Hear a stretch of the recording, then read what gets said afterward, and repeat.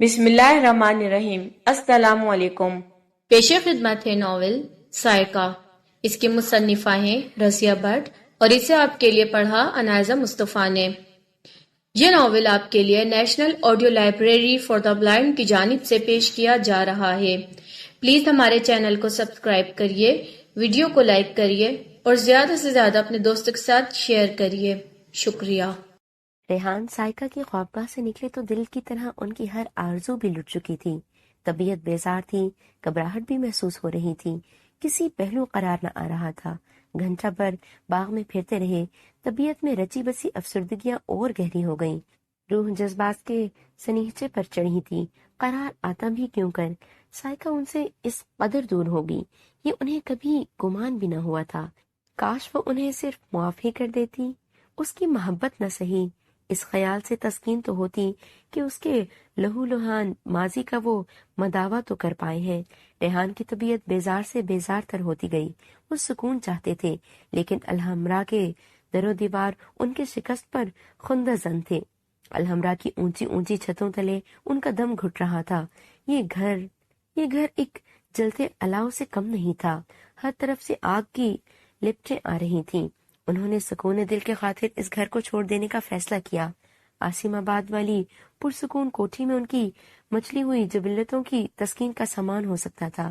اس خیال کو انہوں نے فوراً عملی جامہ پہنایا، رخت سفر باندھا اور رات کا کھانا کھائے بغیر وہ الحمرا سے عاصم آباد روانہ ہو گئے۔ سائقہ کی حالت نہ گفتگو تھی، اسے رہ رہ کر یہی احساس مارے جا رہا تھا کہ اس نے منزل پا کر منزل کھو دی ہے۔ دوسری شام پکنک منانے والا قافلہ لوٹ آیا۔ الحمرا کا سکوت ٹوٹ گیا، پھر وہی شور و غل، پھر وہی زندگی کی گہما گہمی، لیکن ہر زبان پر ریحان کی عدم شمولیت کا شکوہ تھا۔ سارا لطف کرکرا ہو گیا، کچھ مزہ ہی نہیں آیا، جان محفل جو نہ تھا۔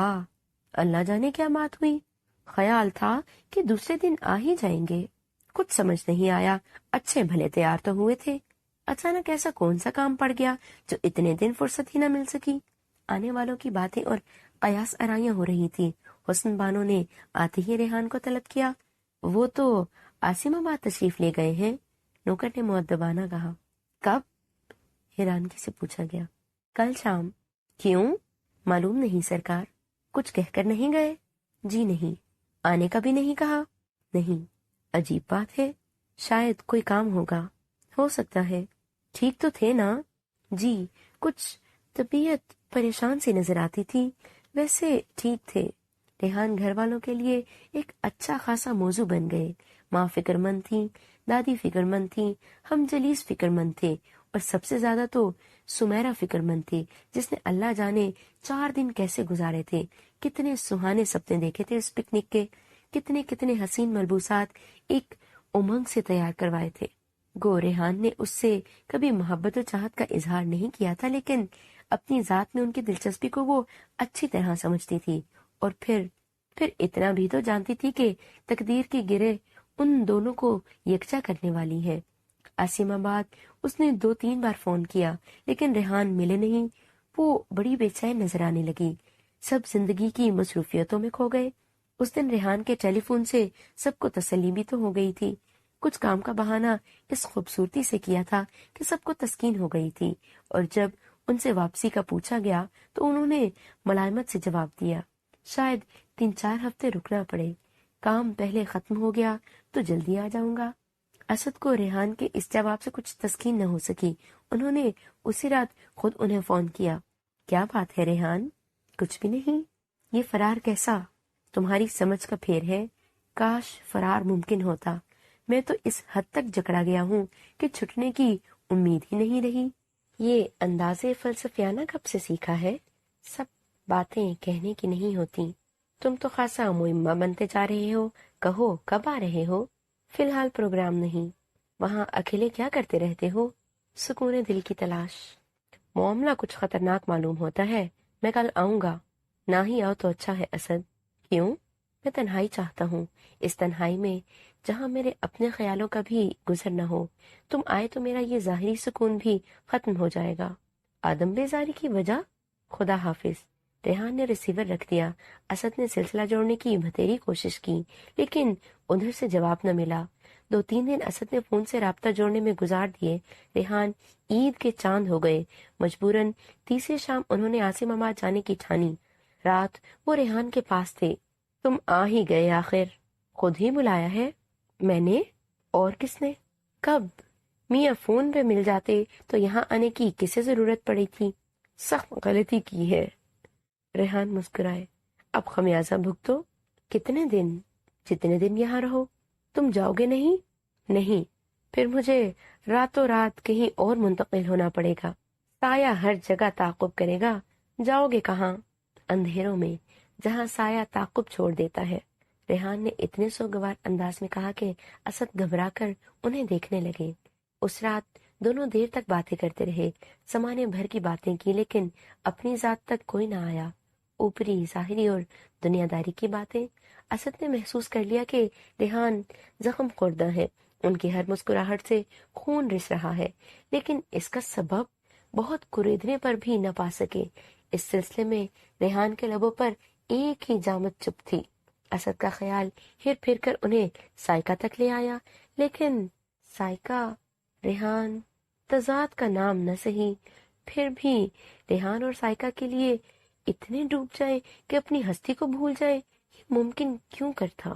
اس سے ہمدردی ماننے کی بات تھی، پچھتاوے کے رد عمل کے طور پر پریشانی بھی ہو سکتی تھی، لیکن یہاں تو معاملہ حدود سے بہت آگے نکلا ہوا معلوم ہوتا ہے۔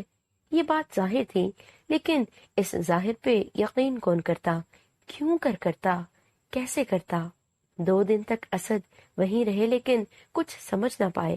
وہ ایک بار انہوں نے محسوس بھی کیا کہ ریحان کچھ کہتے کہتے رک گئے ہیں، لیکن اصرار پر انہوں نے کچھ کہا نہیں۔ ان کی پریشانی روز روشن کی طرح عیاں تھی۔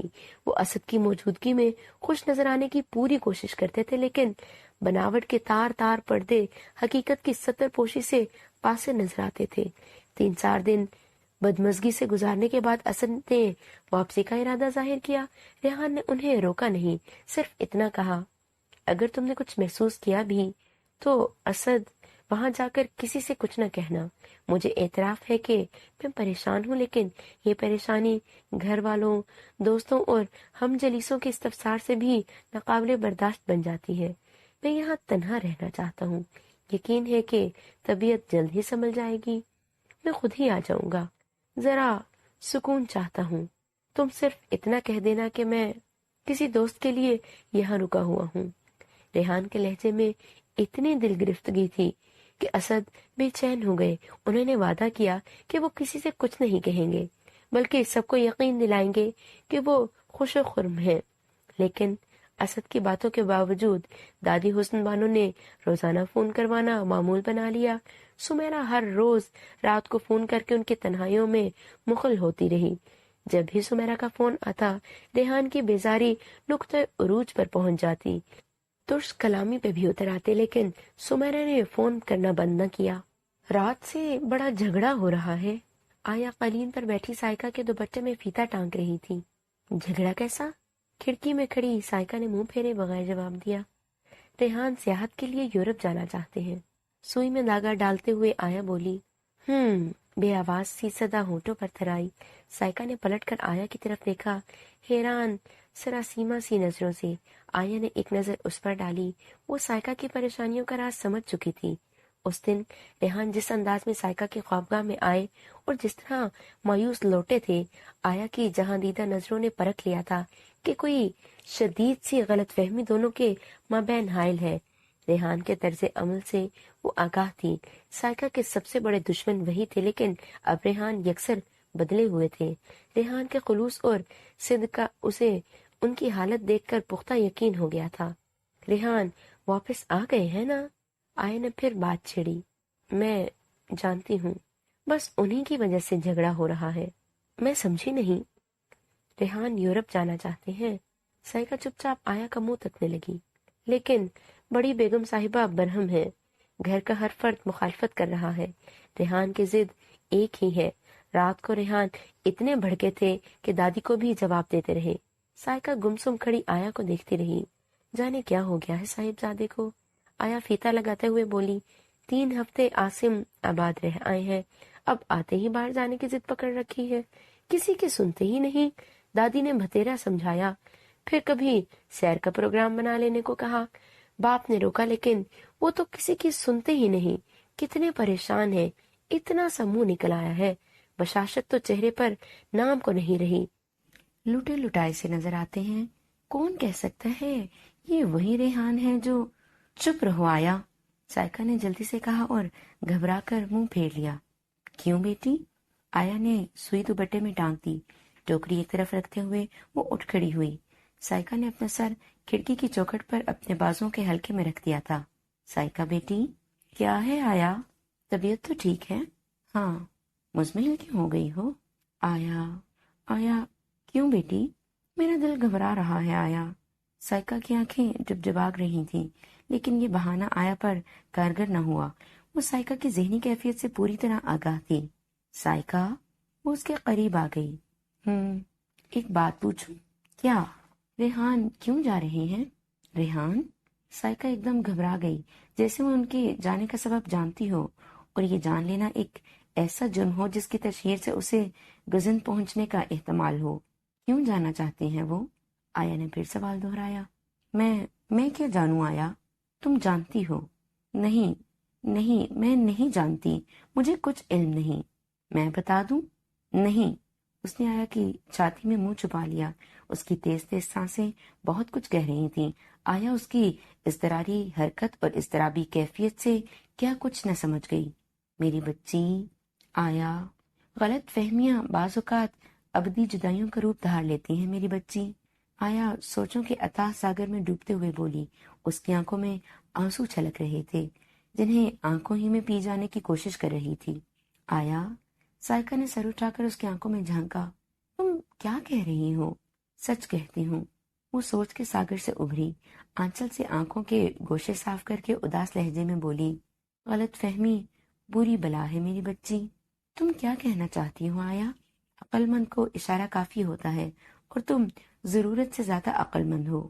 تمہارا مطلب اچھی طرح جانتی ہو۔ آیا، میں تمہیں خوش دیکھنا چاہتی ہوں۔ ازلی بد نصیبوں سے ایسی توقع؟ تقدیر کے پلٹے ان وہموں کی نظر نہ کرو، حقیقت کو پرکھا کرو آیا۔ خوش فہمیاں جان لیوا بھی بن جاتی ہیں۔ تم نادان ہو، یہ بھی تمہاری غلطی ہے آیا۔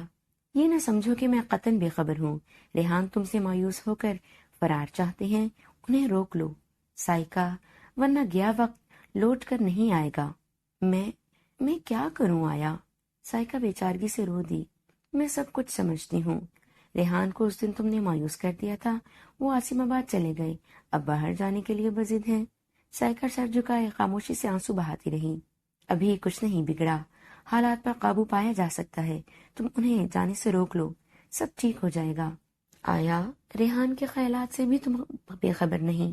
انہوں نے مجھے ہمیشہ پتھر سمجھا ہے، اب بھی وہ شاید کوئی مسلسل مذاق کر رہے ہیں، طویل تفریحاً۔ سائکا کو اپنے الفاظ آپ ہی جھوٹے لگ رہے تھے۔ تم غلط سمجھ رہی ہو سائکا، تفریح اتنی طویل اور مذاق ایسا مسلسل نہیں ہو سکتا، یہ ان کی زندگی کی اٹل حقیقت ہے۔ ریحان کے چہرے کے جامد سناٹے، آنکھوں کی ویران چپ، طبیعت کی وحشت پکار کر تو کہہ رہی ہے آیا۔ سائکا اس کے سینے سے لگ کر بے اختیار ہو کر رو دی۔ غلط فہمیاں خطرناک نتائج کی حامل ہوتی ہیں بیٹی، ریحان کو باہر جانے سے روک لو، وہ یوں ہی بھٹکتے پھریں گے، منزل سے دور ہو کر وہ زندگی سے بیزار ہو جائیں گے۔ آیا، وہ سسک رہی تھی۔ آیا اسے تھپتھپاتی رہی۔ لیکن میں کیسے یقین کر لوں کہ یہ سب سراب نہیں، حقیقت ہے؟ ریحان کی نگاہوں کی گمبھیر اداسی یقین دلانے کو کافی ہے۔ مجھے یقین نہ دلاؤ، میں ازلی بد نصیب ہوں۔ خوش فہمی، حقیقت کو خوش فہمی نہ کہو۔ اپنے نصیبوں کو اتنا درخشاں کیسے مان لوں آیا؟ تاریکیاں ہی مقدر ہیں، روشنی کی کرنیں کیسے پھوٹ سکتی ہیں؟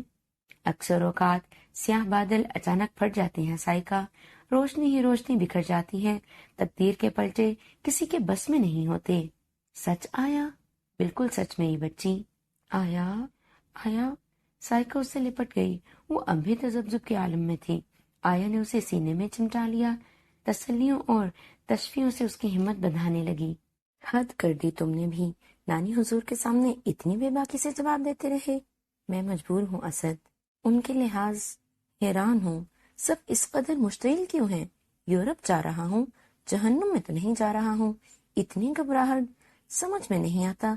گھر کا ہر فرد زنجیر کیوں بننا چاہتا ہے؟ باہر جانا جرم ہے کیا؟ قطعاً نہیں، تو پھر اتنی لیدے کیوں ہو رہی ہے؟ ہنگامہ کھڑا ہو گیا ہے جیسے میں کسی گناہ کبیرہ کا مرتکب ہو رہا ہوں۔ یہ بات نہیں تو اور کیا ہے؟ تمہیں جشن تک روکنا چاہتے ہیں سب۔ کچھ تو سوچو ریحان۔ بہت کچھ سوچ لیا۔ ریحان نے سگریٹ سلگایا۔ وہ جھلائے ہوئے نظر آ رہے تھے۔ آج دادی سے خاصی جھڑپ ہوئی تھی۔ وہ راستے کا سنگ گراں جو بن رہی تھی۔ ریحان جیسے فطرت کے انسان کا سنگ گراں سے ٹکرانا بعید از قیاس دنا تھا۔ اسد دیر سے انہیں سمجھا رہے تھے لیکن ہر نصیحت نقش بر آب تھی۔ دونوں کچھ دیر خاموشی سے سگریٹ پھونکتے رہے۔ ریحان اپنی نشست گاہ کی عقبی کھڑکی کے قریب کھڑے تھے۔ کمرے کی دودھیا روشنی میں ان کے چہرے پر پریشانی اور جھنجھلاہٹ کے تاثرات نمایاں نظر آ رہے تھے۔ اسد صوفے پر بیٹھے تھے۔ میز پر تازہ میگزین رکھا تھا لیکن وہ سوچ میں ڈوبے ہوئے تھے۔ بہت کچھ سوچنے کے بعد انہوں نے بغور ریحان کو دیکھا۔ اس ضد کی وجہ؟ اسد نے سگریٹ کی راکھ جھاڑتے ہوئے ریحان کو مخاطب کیا۔ شاید میں بتانے سے انکار کر دوں، ریحان نے دھوئیں کے مرغولے چڑھاتے ہوئے کہا۔ میں جانتا ہوں، تو پھر پوچھتے کیوں ہو؟ کچھ انہونی سی بات نظر آتی ہے۔ انہونی جب ہو جائے تو شدت کی انتہا ہوتی ہے۔ کیا واقعی ایک انتہا دوسری انتہا کو جنم دے چکی؟ مجھے اقرار میں کوئی بات نہیں۔ اسد نے نظریں ریحان کے چہرے پر گاڑ دیں۔ ریحان سگریٹ پھونکے جا رہے تھے۔ اسد کو اس قرار سے کچھ ملی جلی مسرت ہو رہی تھی لیکن کچھ سمجھ میں نہیں آتا۔ اسد بولے، کیا تمہاری اس آدم بیزاری، افسردگی، پریشانی کی وجہ کیا ہے؟ یہ پلٹا تو خوشگوار ہونا چاہیے تھا۔ ریحان نے کچھ جواب نہ دیا۔ نیا سگریٹ سلگاتے وقت ان کے چہرے پر رنج و غم کے تاریک سائے لہرا رہے تھے۔ ایک ٹھنڈی اور دلدوز سی آہ کھینچ کر رہ گئے۔ سگریٹ سلگا کر انہوں نے منہ پھیر لیا۔ صحن چمن میں چاندنی ساحرانہ جال پھیلا رہی تھی۔ وہ اس طلسماتی جال سے نظریں الجھائے جانے کیا سوچنے لگے۔ اسد اٹھ کر ان کے قریب آ گئے، کندھے پر ہاتھ رکھتے ہوئے پکارا، ریحان اسی انداز میں کھڑے رہے۔ بتاؤ گے نہیں؟ کیا اس سارے عقدے؟ اسد، کچھ نہ پوچھو، تمہارا دوست بھی ہوں اور بھائی بھی۔ پھر کیا معمہ ہے؟ پریشان نہ کرو اسد، خواہ خواہ بات بڑھائے جا رہے ہو، کہہ بھی دو۔ کیا کہہ دوں؟ کچھ کہنے کو ہے ہی نہیں، تکلف برتنے کی ضرورت نہیں۔ اسد، کچھ تو کہو دوست۔ کچھ بھی نہیں کہنے کو، میں بہت کچھ جان گیا ہوں تمہاری اور سائکا۔ وہ گہری سانس لے کر بولے، مجھے اعتراف ہے اسد کہ وہ میری روح میں سما چکی ہے۔ ریحان نے گہری سانس لے کر سگریٹ باہر پھینک دیا، مڑ کر اسد کی طرف دیکھا۔ ان کے چہرے پر گہری سنجیدگی تھی جو افسردگی میں گھل مل گئی تھی۔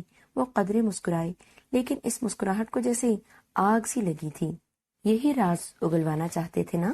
نہیں، یہ میں کئی دنوں سے جان گیا تھا۔ پھر کیا چاہتے ہو؟ اس اعتراف کے باوجود پریشان کیوں ہوں؟ اسد، میں نہیں جانتا کہ یہ سب کیسے اور کیوں کر ہو گیا ہے۔ سوئے ہوئے جذبے کس شدت سے بیدار ہوئے ہیں، تمہیں کیوں کر بتاؤں اسد؟ اب تو اس کے بغیر زندگی کا تصور بھی ممکن نظر نہیں آتا۔ وہ چپ ہو گئے۔ نچلے ہونٹ کو کاٹتے ہوئے وہ اپنے زخمی جذبات کو چھپانے کی کوشش کرنے لگے۔ اسد، میں اپنے والہانہ عشق کے جواب میں کچھ ایسے ہی جذبات کا متمنی ہوں، یہ فطری بات ہے۔ لیکن ریحان چپ ہو گئے، ان کے چہرے سے آثار کرب مترشح تھے۔ اسد خاموش رہے۔ ریحان کی گفتگو سمجھ کر وہ پریشان ہو گئے۔ وہ مجھ سے نفرت کرتی ہے اسد، شدید نفرت، ایسی نفرت جس میں کسی لچک کی گنجائش نہیں۔ وہ میری موجودگی برداشت نہیں کر سکتی، اتنی سنگین نفرت ہے مجھ سے۔ اسد کچھ کہنے کو الفاظ تلاش کر رہے تھے، غیر متوقع سی بات تھی نا؟ اور تو پوچھنے کو کچھ باقی نہیں رہ گیا۔ اسد نے مسکرانے کی کوشش کی، پریشان چہرے پر افسردگیوں کا لاپتناہی سیلاب سا امنڈ رہا تھا۔ کچھ دیر خاموشی رہی، دونوں مضطرب تھے، بے دردی سے سگریٹ پھونکتے رہے۔ سائکا تم سے نفرت نہیں کر سکتی، آخر اسد بولے۔ طفل تسلیوں سے بہلانے کی کوشش نہ کرو، تمہیں ضرور غلط فہمی۔ اسد، معاملہ ان خوش فہمیوں کی حدود سے آگے نکل چکا ہے۔ تمہیں اس نے کچھ کہا؟ اس نے مجھے دھتکار دیا ہے، وہ میری شکل دیکھنے کی روادار نہیں، وہ مجھ سے نفرت کرتی ہے، نفرت۔ اور پھر ریحان نے اسی طرح کھڑے کھڑے اپنی انوکھی محبت کی ادھوری اور ناتمام داستان اسد کے گوش گزار کر دی۔ اسد سنتے رہے۔ ریحان کی حالت دیکھ کر انہیں ان پر کتنا رحم آ رہا تھا۔ میری یہی سزا ہے اسد، ریحان ایک ٹھنڈی سانس بھر کر بولے۔ میں نے عمر بھر جو کچھ اس کے ساتھ کیا ہے وہ اسی جذبہ تنفر کو جنم دے سکتا ہے۔ قدرت کا انتقام خاموش ہوتا ہے، لیکن کتنا زبردست۔ ریحان نے کھڑکی کے پٹ سے ٹیک لگا کر آنکھیں بند کر لیں۔ اسد کا دل ان کی حالت دیکھ کر مسلا جا رہا تھا۔ چند لمحوں بعد ریحان نے آنکھیں کھول کر اسد کی طرف دیکھا، قدر آگے کو جھک کر مایوس آواز میں بولے، کاش وہ مجھے ایک بار معاف کر دیتی، مجھے اپنی ناکامی کا دکھ اتنا شدید نہ ہوتا، میں اپنے گناہوں کی سزا سمجھ کر یہ دکھ سینے سے لگا لیتا، لیکن وہ تو مجھ سے اس حد تک متنفر ہے کہ میری بےہم کوششوں کے باوجود مجھے معاف تک نہیں کر سکی۔ کوئی اور توقع رکھنے کا تو سوال ہی نہیں اسد۔ تم ہی کہو اسد، میں کیسے یہاں رہ سکتا ہوں؟ یہاں آگ کی لپٹیں ہیں جو میری زندگی کو بھسم کیے دے رہی ہیں۔ میں ان آگ کی لپٹوں سے دور بھاگنا چاہتا ہوں، دور، بہت دور۔ سمجھتے ہو کہ دوری تمہیں سکون دے گی؟ میں نہیں جانتا۔ زخم تو جہاں بھی جاؤ گے کسک دے گا، صرف کسک ہی ہوگی نا، نشتروں کی چبھن تو نہ ہوگی، تنفر بھری نظروں کا تعاقب تو نہ ہوگا۔ یہ لمحہ لمحہ کی موت میری برداشت سے باہر ہے اسد، یہاں ناکامیاں میرا منہ چڑھاتی ہیں۔ اسد چپ تھا، کافی دیر خاموشی رہی، سگریٹ سلگتے اور ختم ہوتے رہے۔ ریحان نے ان کی طرف دیکھا، دھیرے سے مسکرائے، تم جیسے لوگوں سے بھی تو چھٹکارا مل جائے گا، پریشان کر کر کے زیست کو ناقابل برداشت بنا دیا ہے۔ اسد مسکرا نہ سکے، وہ سنجیدگی سے کسی سوچ میں ڈوبے رہے۔ ہر جذبہ انتہا سے ٹکرا کر احساس کا رنگ کھو دیتا ہے۔ انسانی ذہن اس لمحے چٹیل میدان کی طرح سپاٹ ہو جاتا ہے۔ اس لمحے سے سائیکا بھی دوچار ہوئی۔ وہ اسی دریچے کے قریب کھڑی تھی جس میں ریحان اسد کے سامنے اپنے دل کے پھپھولے پھوڑ رہے تھے۔ وہ دانستہ باتیں سننے کو نہیں رکی تھی، لاشعوری طور پر اس کے قدم رک گئے تھے۔ کچھ بے نام سے جذبوں کی کشاکش نے مغلوب کر لیا تھا۔